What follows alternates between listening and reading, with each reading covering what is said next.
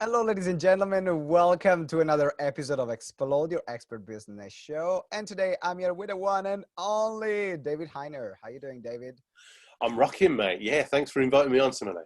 Rocking. So we are in the middle of a pandemic right now, of this lockdown situation. And if there is one thing that you're going to do after this episode, I'm telling you up front, is to follow David, because if you just follow him on Facebook, you are going to have a blast to read every single status update that he's going to put on. You will have a feel probably about David's personality during this interview. And what we're going to talk about today is why SMART goals don't work. Everyone is bloody talking about creating SMART goals, and you're there saying that they don't work. A bit controversial, that, David. And in particular, how can we succeed in the middle of this crazy situation we are a bit in? Before we getting started though, David, can you tell us a bit more, like, how the heck did you end up like destroying SMART goals reputation all over the country? Look, I'm gonna use that. I'm destroying SMART goals reputation. Send me a check after. Send Polish people instead. Right, right. I'm one of the few professional speakers that became a speaker by accident. I was a chef. That's where I get my wonderful Kung Fu Panda physique from. And I had a catering and event management business. I was busy trying to grow the business, but sadly, I was a bad business owner. I was micromanaging. I wouldn't delegate. So the irony was, we were very good at what we did because everything was micromanaged within an inch of its life, but I wasn't growing the business. I looked for something or somebody to blame. I realized it was me, and I had to swallow a bit of No pill. way. Yeah,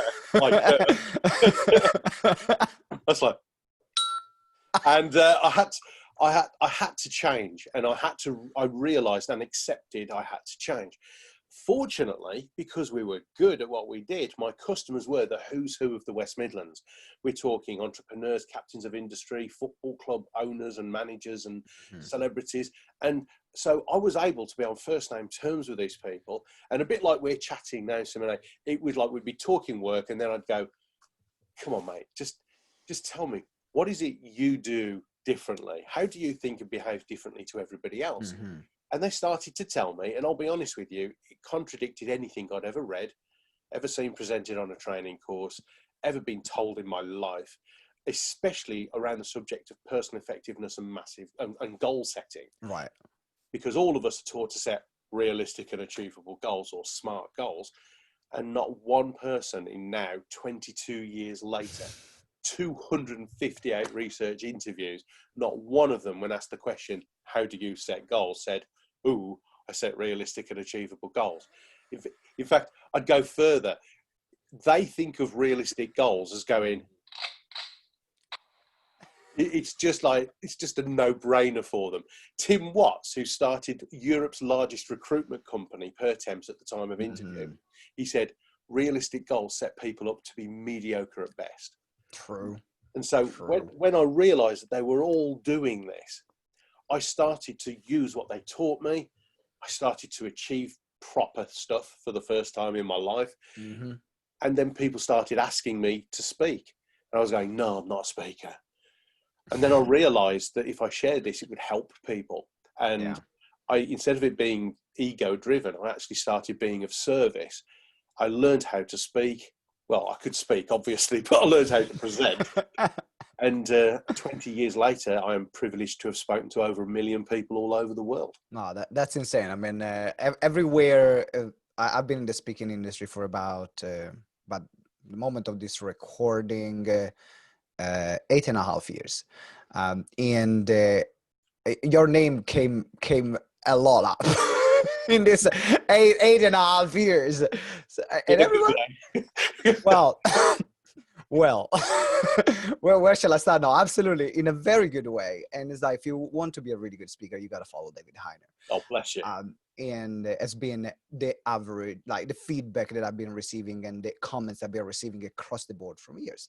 But that's why we met in person. We didn't connected for a few years online, but we met in person. What's that? A PSA conference for the first time. It was a great moment. I was like, yeah, I feel a bit emotional about that.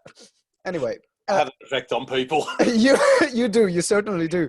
So I want actually to go back to the chef time of your life, because that's something we have in common. I started my career in the catering industry. Wow. I managed my first Michelin star restaurant at 19. That's why I came to the UK to work in restaurants and to manage restaurants. Right. So I'm curious now, like what kind of chef are you, or were you in particular, like trends, cuisine? I mean, I trained classically, although I went to work I left college and went to work in the Highlands of Scotland in the middle of nowhere in this little country house hotel. Mm-hmm. And the owner was not hospitality trained. He just had an awful lot of money and bought this place. But Yeah, it happens. he'd done Yeah. a cordon bleu cookery course, and he taught me how to mix the very finest of fresh food with the very best of convenience food to create food that was consistently better than just convenience food or just fresh Mm-hmm. food. And it was a game changer for me. I learned how to manage a kitchen. When I came home, I started my catering business in Birmingham, and we very quickly got ourselves a little niche, because to my knowledge, we were the only non-Chinese chefs in England at the time who were doing the Chinese food garnishing and decorations. So muggins here, Okay. I don't know if I still could, I haven't done it in over 20 years, but I used to carve oranges and swans out of watermelons and things like that, centerpiece. Oh. So cold buffet work was our speciality. But Yes. because of the event management side, we also ended up doing barbecues for like 2,500 people, and Yeah. boardroom lunches and wedding receptions. It was an enjoyable time, but as you know, hard work. It is. It is. I did catering shift, like 3-4 days catering shift, no sleep. You go set up, break down in a castle, and that's what you gotta do. It is. I was your arch enemy, because I was managing the floor, and Yeah. as you know, floor and kitchen, they they don't go. They don't go. If you're listening right now, you ever worked in a restaurant, you understand what I mean. If you don't understand what I mean, um, the floor, the waiters and managers thinks that every fault is and every problem is the kitchen's problem, is the kitchen and the cook and the chef's fault, and the chef thinks that all waiters are idiots and they're useless, because that's actually they're just carrying dishes to people. That's generally the feeling that there is in the kitchen. I summed up every restaurant in the world right now. True, absolutely true. Although I have to say, in my business, they either worked as a team or they were gone. I never took anybody who thought that they were better than anybody else. You know, we were either a team or you weren't part of the team. This is very rare in that industry. Very, very rare. I worked in about at least 200 restaurants, because I was part of a catering group. So they were sending me from restaurant to restaurant, and I always wanted to learn. So I wouldn't stay more than a few months in a particular restaurant. The longest one I stayed was this one here in the UK, which Assaggi, which is an Italian Michelin star restaurant in Notting Hill. And that was for a year and a half. That was my longest ever employment that I've ever had.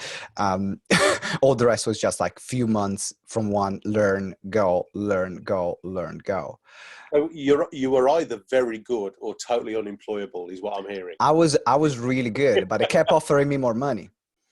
I was called the bitch of the catering industry in my town, in my hometown, because as you know, people in the catering industry, and then we will start at some point talking about goal setting. I've not forget it, but I'm just having a great chat right now. As you know, people in the catering industry, they will have dinners at other people's restaurant to see who to poach. And I never had to submit a CV. I was just like poached every single time, and they were offering me more money and less working hours. I was 17, 18, 19. I'm like, why do I have to stay here? So yeah, I was a bit like that. But yeah, it's a great chat, man. So coming back to my catering We ought to days. sit down and have a dinner and chat catering one day. We definitely do, and tell our like catering horror stories. You know, like the time, the time where like you have to serve an entire tray of lasagna and you forget your towel or your napkin or like the towel, and you burn your entire arm, and you still have to smile and serve that bloody thing of lasagna. So fun stories. But let's go and talk about smart goals. Why Let's do do you some hate? work. Let's do some work. Right, exactly. Why do you hate smart goals so much? Why they don't work? What has your research shown? Well, by nature, being from Birmingham, I'm a natural skeptic, right? So I'm an unusual motivational speaker in that if I'm saying something, I can back it up because. So you're the motivational speaker. Well, no, I'm not. No. but I will have. If I doubt something, I'll find out if it's true, right? So when all the top achievers were saying, Dave, I set massive goals, but I knew that we were all being taught SMART goals, realistic and achievable targets. I thought, well, if they're teaching SMART on the MBA, most business leadership courses, management courses, Institute of Leadership and Management, and in every business school in the world that I'm aware of, there's got to be some credibility to it. You know, maybe these top achievers are just whimsy people. So I tracked it down, and when everyone talks about SMART goals, I've never once heard anyone credit the originator of the acronym SMART. So I went on a mission. Let's track it down. Let's find out the truth. George T. Duran was a project manager who worked on multi-billion-dollar water utility projects. I have read everything I have ever been able to find that he has written. Not once have I found him saying, and he is often quoted as saying, your goal should be SMART. Not once. 7 times I have found him saying something along the lines of, when you work on a really big project or goal, the steps to your goal should be SMART. That's different. That's different. He worked on colossal goals and projects. Yeah. He never set SMART goals. And so frequently, if ever I do an event for MBAs or academics, you know, I roundly get ridiculed and booed for it because they go, well, SMART goals. I go, what's it based on? And they go, well, it's just the way it is. I went, really? Like the earth was flat is the way it is. I say, that's the way it is. I've got 258 research interviews and tracked down the person who created the acronym SMART. Come and have a go. You're hard enough, mate. You know, and I've also got 1 million people who have experienced this, and we've had people use the goal setting process, massive goals, to go on to achieve British, European, world sporting champions, millionaires in business, charity fundraising, rock stars, academic superstars, and I could go on. Oh, what's yours based on again? So why doesn't it work? Why doesn't it work? Like, what's wrong with the philosophy? Because really effective people set really big goals and set realistic and achievable steps to their massive goals. They do not set realistic goals. That's why they become top achievers. No way. It's just everyone expects my research to be full of like deep, profound, complicated stuff with really long words. No, every single thing I've learned from the top achievers in 22 years is easy, simple, and obvious. But it means hard work, and it means all of us having to think and behave a little bit differently. That's it. That's it. Huge goals, set huge goals, and then massive goals, and then create and set achievable steps. In the UK, there's a children's joke in the playground, which is, how do you eat the elephant? One bite at a time, right? That's it. So you break down the massive goal into little bitty steps. And whilst your time, energy, motivation, and resources at its greatest, you do the hardest things first. So that, because Simone, forgive me, I'm going to use you. You don't know what I'm going to do here. I'm ready to turn my camera off and mute myself. That's the power of Zoom. So, and I'm the host, so I can kick you out. Please go ahead. Okay, well, let's flip it. Let's talk about No, go for it. No, I'm joking. I was joking. I'm up for it. Go. Many of your clients on your amazing GTeX program and mastermind groups, Yeah. would you agree when they start off, they make lots of to-do lists? Yes. Yeah, daily, weekly, love a good list. And they look down the list and go, I can get that done, quick win. So they go off, get it done, come back, they cross it off, and they feel good. Because we like crossing off, don't we? They then look down the list and go, I can get that done. They go off and get it done, come back, cross it off, feel smug. Then, when there's no one looking, they write something on the list they've already done, just so they can cross it off. Now, I'm sure you don't do that. Never. I do. And do you have a sound effect for like? Yeah. Oh, mate, I've got a sound, but of course I've got a sound effect for that. It's like, so what? That is like, that's like a car crash of a to-do list, because at the end of the day, when your time, energy, motivation, and resources at its least, you've got the sprouts left to eat. No one wants sprouts left on their plate. I hate sprouts. So what were we taught by our parents? Eat the sprout first. So do the biggest, scariest, most intimidating task on your to-do list first. That way, when everybody else's goal gets harder, yours therefore can only get easier. It's simple. That is so simple but powerful at the same time. I did a post a few days ago because, I'm a workaholic. I admit it. I admit it. This is my name is Simone Vincenzi, and I'm a workaholic. A good 12-step process for workaholics should be invented. And I got a lot of people saying, Simone, you work too much. You work too hard. Like, you got to take more days off. And everyone who is saying that, they're not the people that I aspire to be. And so, leaves clues, doesn't it? Right? And I'm saying, okay, that's your reality. That's for you. But the input, the output of my work is compared to the size of the dreams that I have. And if I want to create a £1 billion company, which is what I want to create with GTeX, I ain't stopping until that happens. It might happen, it might not happen, but I ain't stopping. And so it's easy to just set something which is easily achievable. It's easy. It's easy to say, I want to get 2 more clients. What if you get 200 more clients? And I have to catch myself all the time. Unfortunately, I got people that stretch my boundaries. That instead of saying, you know what, Simone, instead of doing a launch and be happy with 10 people, why don't you go for 100 people? And the sound effect for that too. So I know you got it. Let's go for 200 people.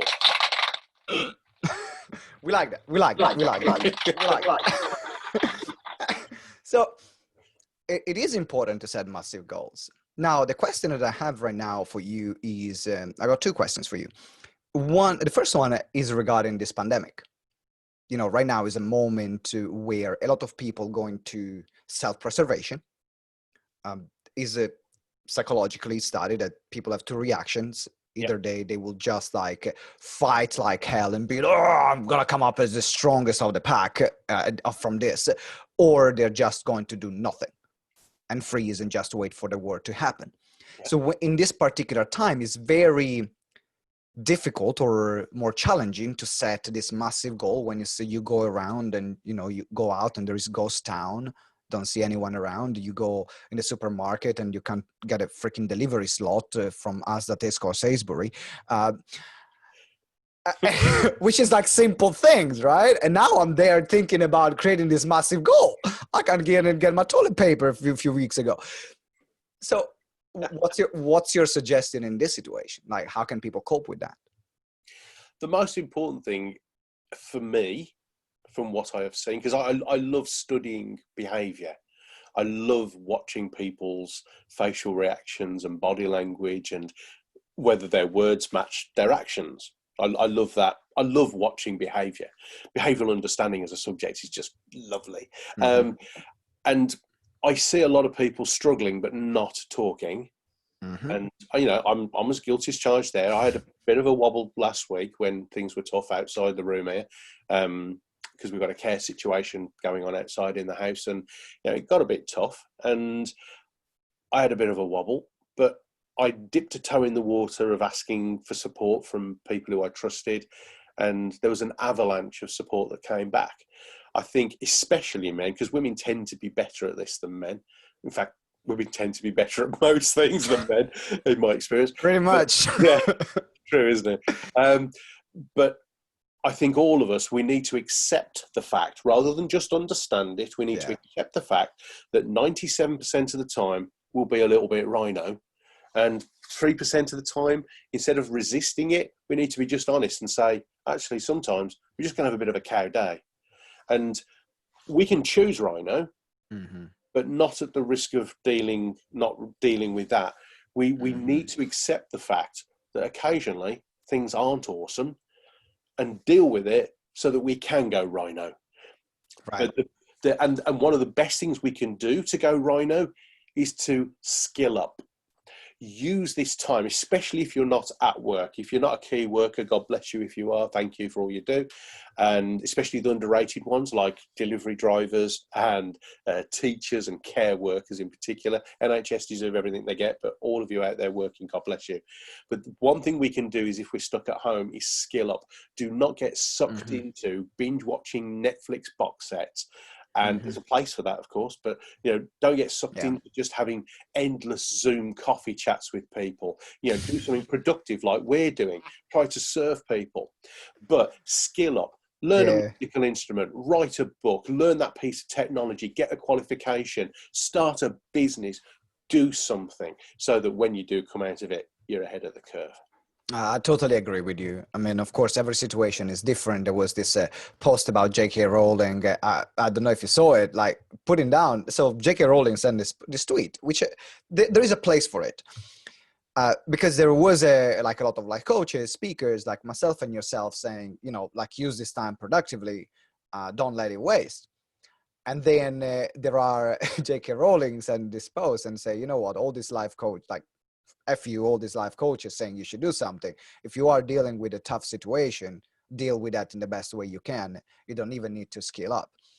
And, I think that there are both sides of the coin are true, because there are situations where, as you said, deal with the cow. And you got to deal with the cow, deal with what's there. And maybe it's not the time to think about that massive goal. It's the time to think about, how do I reach tomorrow? Yeah. And that's okay. That's the win. Well, the magic word you said there is work with what's true. That's all we can do.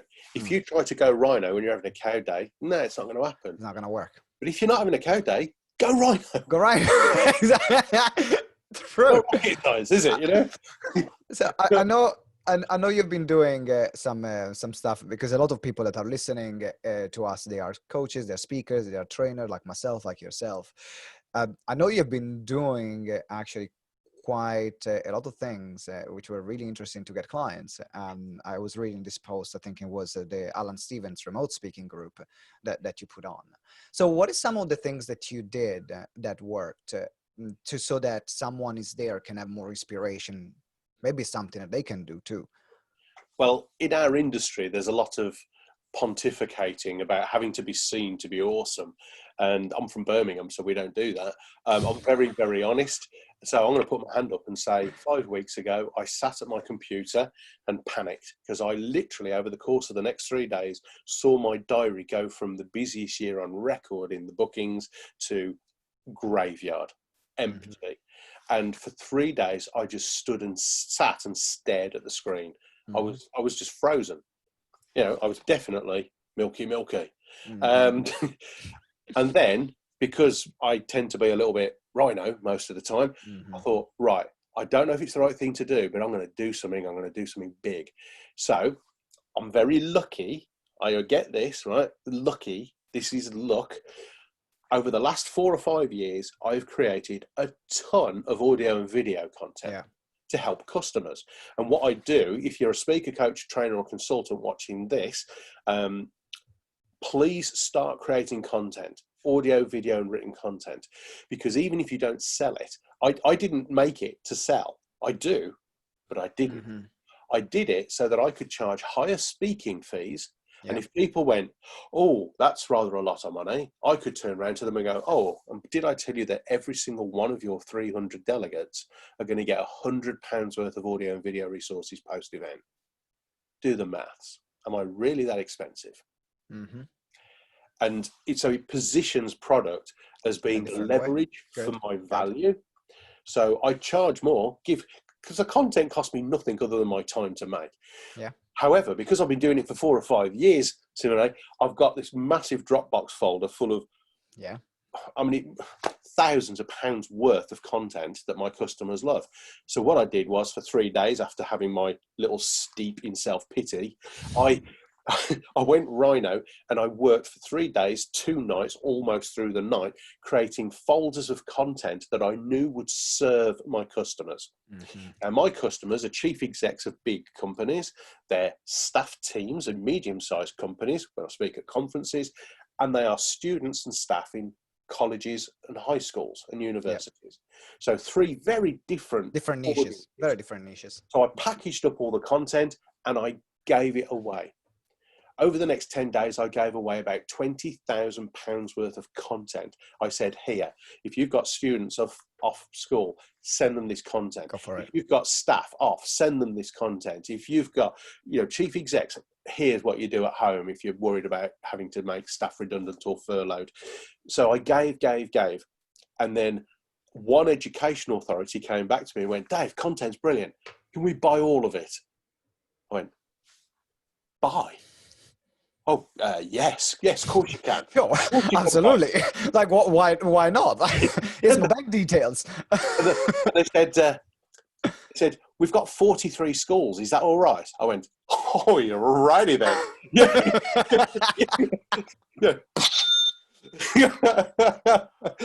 In fact, and so 43 packages sold. And I've sold lots more since, and I've got some other inquiries. So in these times, it's not about sort of give to then sell. It's genuinely serve your audience, serve your customers, help them in any way you can. Say that there's other stuff they can buy if they want to, but give. Serve them. The people who come out of this will be the people who help. I've already had chief execs, small business owners, and teachers in schools come back to me and say, you're giving us this, we'll remember this. Mm-hmm. And they will. And they will, because that's the amount of things that you've done. And so you say you're lucky, but I gotta say you're being really smart for 5 years creating all that content, and then you find a way to use it. Now, of course, it's not that if you guys are listening and you say, oh, I haven't created, it means you're stupid. That's not what I'm saying. I'm saying that this is something to keep in the back of your mind to create a business that have multiple entry points. Yeah. That was one of the reasons why GTeX has not been affected as much, because we run predominantly seminars and training, live training. So we have 2 sides of GTeX. One is the turning experts into authorities when we run online program, live events, but live events are the biggest one. And we had to reschedule more than 150 live events this year that we have. We run about 200 events a year. Wow. So, and that's been overnight. And on the corporate side, because we do sales training for recruitment agencies, which my business partner Ben does, in one day we lost £100,000 worth of client in one day.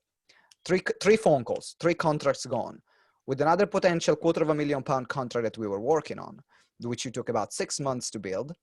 And then now everything is paused, and we don't know if we can have the conversation again. So, you got the moment when you was like, it's 10 o'clock in the morning and I need a whiskey right now. And I'm not even ashamed to get this whiskey right now. So fortunately I didn't get a whiskey, but because I didn't have it, otherwise I would totally got my glass. It's time to put big pants on, big boy and big girl big pants on. But like for the past 5 years, for the past 6 years, we've been working on also having and building a strong online side. Yeah. Where with the members area, online programs, we had more than 27 different online programs that were already ready. We had already membership area. The business was already set up. to move from events to online. So what we did, we turned off event, we switched on online even more. And that's why our revenues didn't drop other than the corporate side, which now we are finding ways and we're getting new clients doing other strategies. But it is about thinking not only how can you create a business that where you can, where it just has one source, but what happens if that falls away? Yeah. There are a lot of speakers right now that like yourself, David, they had tough moments because they say, I just have my speaking. It kills me. I mean, I know of 3 speakers already who have had to go and get jobs. Yeah. You know, and it's tough. It's tough, but we're tough. We're tougher than we think we are. We are more resilient than we think we are. All we need is a very, very clear, massive goal with and without getting too fluffy, right? Because I'm from Birmingham, we don't do fluffy woolly, we do slappy kicky, right? But but you must have a reason why you must achieve and succeed that is bigger than your fears and insecurities around failure. True. You must have the purpose word. You must have a purpose. You must have a reason why you must that is bigger than your fears and insecurities. Yeah. That way, when, not if, the bad times come, all you'll do is pick yourself up, brush yourself down, look them in the eye and go, is that all you got? And you'll go again and again and again. So what's your reason why? What's your reason why? Oh, I actually have a purpose statement. I won't read it out here because it's personal. It's my purpose. Sure. But in essence, it's around being of service, having as much fun as possible. You know, I'm 53, not a grey hair in my head. Man, you got more hair than me. Like I got to put them down. I really have to deal with this. I got to put them down and cover the bald patches. And I'm 32, man. I put it down to immaturity. I find it very difficult to take anything seriously. I tried being mature and grown up, and it was the worst 30 minutes of my life. Never doing it. So it's about. I mean, I don't know if anyone can hear my son. He's got severe autism out there. So it's about being loyal and of service to my son and my wife outside of this door. Yeah. It's about trying to help and touch as many people's lives as I can.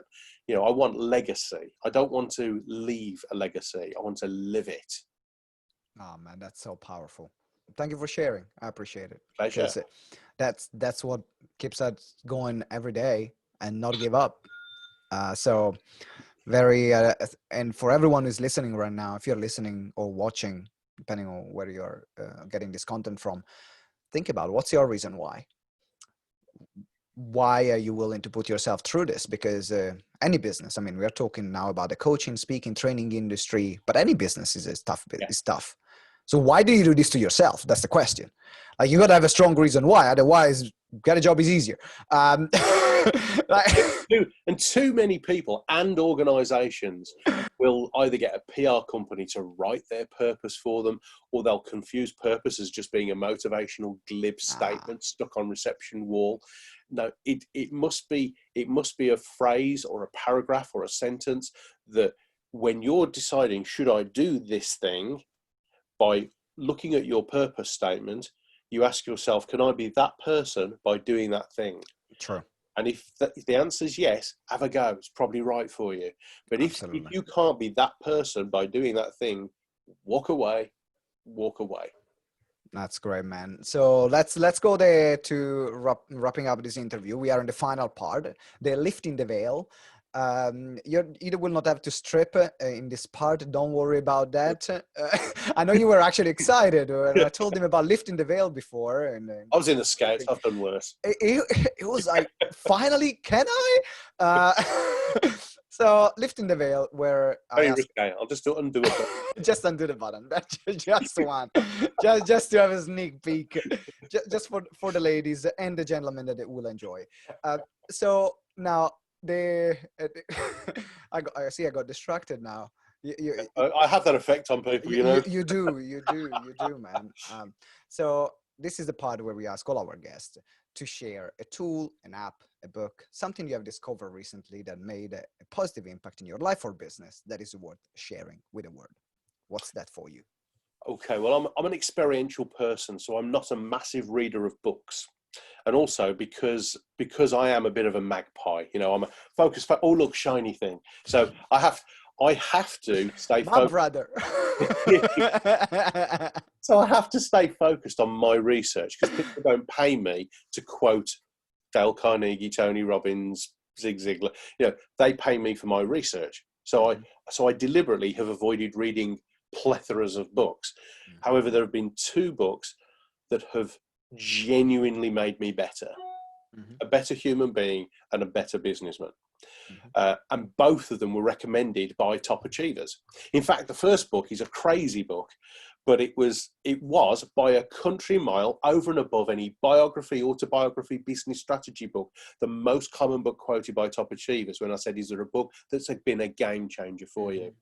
And it was called Rhinoceros Success by Scott Alexander.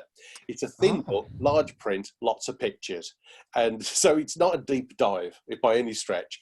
It's about cows and rhinos. And Scott Alexander wrote this book. It was a global bestseller. And I'll be honest with you, many people like me would pick it up, start reading it and put it down and go, huh. But actually, if you push through and read it to the end, I dare you not to be motivated. It's all, he talks about how 97% of the population behave like cows, 3% behave like rhinos, and we can choose. And he shows us how. And more top achievers have quoted Rhinoceros Success by Scott Alexander than any other book. The second one, which was emotionally and mentally a game-changing book for me, was the classic by Dr. Viktor Frankl, Man's Search for Meaning. Again, it's a short book. There's a theme here. And it's in 2 parts. The first part is his experiences in the death camps of Auschwitz during the Second World War. And the second half of the book is his perspective as a psychologist and psychoanalyst on how and why certain people survived and others didn't. And I have to say, I learned more from that book than anything else I have ever read in my life. Very, very powerful. Very powerful. I'm a bit like yourself. I like when I hate reading. I think I read like 4 books in my life, and all the 4 of them was because of my coaching certification. So I had to. But I love learning. I love learning and I love listening. So when Audible came out, I was like, yes. But then listening to audiobooks became too long, and I just started getting like audiobooks bite size. Just give me the summary, give me the bullet points in audio format. I don't want to even read them. So no, I can see that. So Rhinoceros Success, Scott Alexander, and Men's Search for a Meaning. What's the author again? Who's the author again? Dr. Viktor with a K, Viktor. Frankl is Frankl. Dr. Viktor Frankl. All right, that's brilliant. So all these, the links are going to be in the resources. Disclaimer, there is no direct affiliation with these books. They're just great resources for you. Bling. Okay. So David, it's been an absolute pleasure having you on the show. It was long overdue. Had a blast, absolute blast. Been a good one. Okay. So if someone wants to reach out to you, wants to become a rhino, reach out to you, or maybe they have an organization, they're looking for a great speaker to come in. What's the best way to reach out to you? Well, I'm very easy to find. In fact, I've had people say I'm over the internet like a rash. So as long as I spell my name right, Hyner, David Hyner, and I've got davidhyner.com is my speaker website. You can connect with me and watch my videos every week on YouTube. Or if you fancy something of a deeper depth dive, I've got some video training courses on Udemy, udemy.com. Again, just put in my name, you'll find me, and I'm here to help and serve. So if I can help anyone, just get in touch. That's brilliant. So davidhyner.com, David Hyner on every social media platform. All the social media links and website are in the comments, in the show notes. Make sure you get in touch. Now, David, it's been an absolute pleasure. Thank you very much again for being part of Explode Your Expert Business Show. And for everyone who is listening or watching right now, thank you for watching. Thank you for listening. If you haven't subscribed yet, what are you waiting for? Subscribe. Do it. Right now, do it. Simone, can I add one last thing? I don't know. You'll be glad I did. Okay, go for it. Right. One of the things I learned from top achiever interviews is that they have mastermind groups. They meet with their peers who are at and above their level, and they support each other and hold each other accountable to achieve. By being in something like GTeX with Simone, what you're doing is you're putting yourself in that environment where you are surrounded with people who will eyeball you, support you, and hold you accountable to achieve more. Have a word with him. Seriously, it was worth sharing. Thank you. Jerry, I'm glad I gave it. So I'll waive the check that I said I was going to send you for at the beginning of the interview. What a beautiful way to wrap up. If you haven't subscribed, make sure you subscribe, and I will see you next time for another episode of Explode Your Expert Business Show. Ciao.